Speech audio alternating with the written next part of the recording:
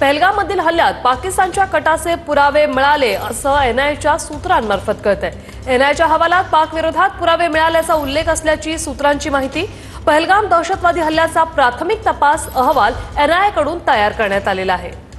आताच्या घडीची ही मोठी बातमी आहे। तर बेता व्हॅलीमध्ये दहशतवाद्यांनी शस्त्र लपवल्याचं यात नमूद केलंय। पहलगाम हल्ल्यात पाकिस्तानचा सहभाग असल्याचे एनआयएला पुरावे मिळाले। सूत्रांची माहिती, पहलगाम हल्ल्यात पाकच्या कटाचे पुरावे आणि असा उल्लेख या अहवालात असल्याचं कळतंय। पहलगाममधील हल्ल्यात पाकिस्तानच्या कटाचे पुरावे मिळाल्याची एनआयएतील सूत्रांची माहिती। एनआयएच्या अहवालात पाक विरोधात पुरावे मिळाल्याचा उल्लेख आहे असं सूत्रांमार्फत कळतंय। तर पहलगाम दहशतवादी हल्ल्याचा प्राथमिक तपास अहवाल एनआयएकडून तयार करण्यात आलाय। बेता व्हॅलीमध्ये दहशतवाद्यांनी शस्त्र लपवल्याचं या तपासात उघड झालेलं आहे। आयएसआय आणि पाक लष्कराच्या कटाचे पुरावे सापडले अशी सूत्रांची माहिती आहे। या अहवालात हे नमूद केलेलं आहे। एनआयएच्या सूत्रांमार्फत कळतंय। कृष्णा, आमचे प्रतिनिधी आपल्या सोबत फोन लाईन वरून जोडलेत। कृष्णा, काय सविस्तर अपडेट? वृषाली, आपण पाहतोय की एनआयएनं पहलगाम हल्ल्याचा प्राथमिक तपास जो तयार केलेला होता, त्या सगळ्या हल्ल्यानंतरचा जो काही प्राथमिक तपास झालेला आहे त्याचा रिपोर्ट सविस्तर एनआयएनं तयार केलेला आहे। आणि या हल्ल्यामध्ये पाकिस्तान विरोधातले सगळे जे काही पुरावे आहेत ते सापडले असल्याचं नमूद सुद्धा करण्यात आलेलं आहे।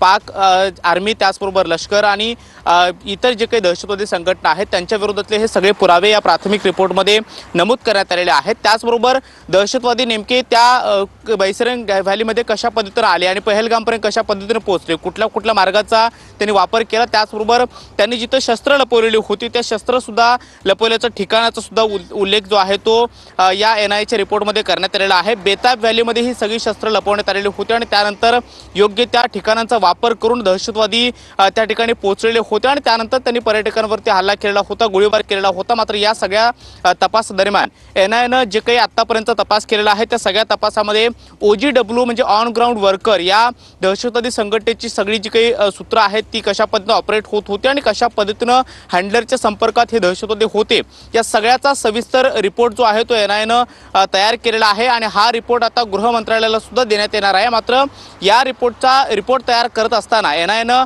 मागच्या काही दिवसामध्ये पहलगामचा जिथे हल्ला झाला त्या ठिकाणी वेगवेगळी आधुनिक यंत्रणा वापरून जे काही आरोपींचा माग काढण्याचा प्रयत्न केलेला आहे। आरोपी कुठल्या मार्गाने तिथपर्यंत पोहोचले, कशा पद्धतीने पोहोचले, शस्त्र नेमकी बेता व्हॅलीमध्ये कशा पद्धतीने त्यांनी लपवली आणि हे हँडलर हे दहशतवादी जे आहेत ते कशा पद्धतीने हँडलरच्या संपर्कात होते, पाकिस्तानी आर्मी आणि तिथल्या दहशतवादी संघटना कशा पद्धतीने या सगळ्या दहशतवाद्यांना ऑपरेट करत होत्या या सगळ्याचे पुरावे जे आहेत ते या प्राथमिक रिपोर्टमध्ये आहेत। आणि हा प्राथमिक रिपोर्ट आता गृह मंत्रालयाला सोपवण्यात येणार आहे। त्यामुळे येत्या काळात कशा पद्धतीने भारत भूमिका घेतं या दहशतवादी संघटनांच्या विरोधामध्ये जे काही भारताकडून जो काही लढा सुरू आहे त्या दरम्यान आता दहशतवादाचे हे सगळे पुरावे पाकिस्तानच्या विरोधामध्ये सापडल्यानंतर आता या सगळ्याची कारवाई नेमकी काय होते हे पाहणं महत्त्वाचं असणार आहे।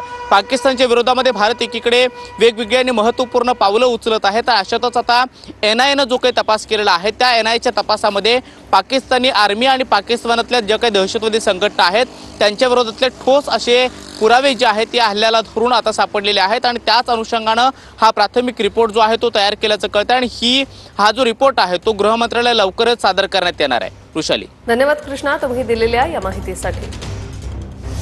तर पहलगाम हल्ल्यात पाकिस्तानचा सहभाग असल्याचे पुरावे मिळाल्याची एनआयएच्या सूत्रांची माहिती आहे। तसं अहवालात नमूद केलेलं आहे। पाक विरोधात पुरावे मिळाल्याचा या अहवालात उल्लेख असल्याची सूत्रांची माहिती।